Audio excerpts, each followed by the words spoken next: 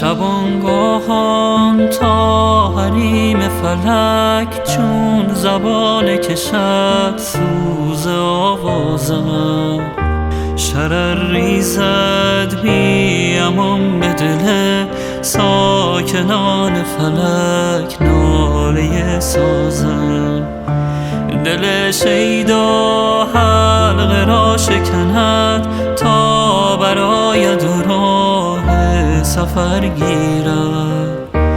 مگر یک دم گرم و شعله فشان تا به بام جهان بال و پر گیرد.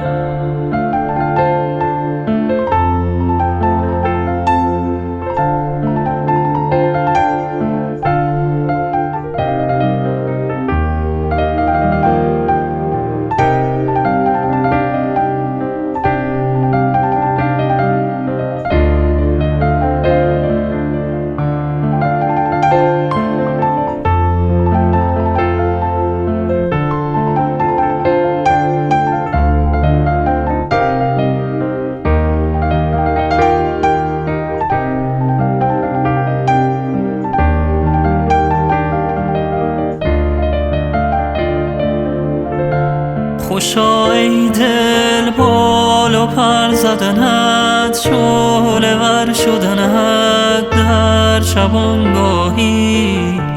به بزم غم دیدگان تری جان پرشرری شعله آهی.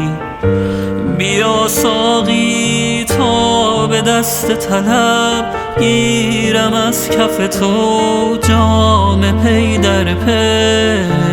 به داد دل ای قرار دلم نوبهار دلم میرسی پس که چون ابر نوبهارم من.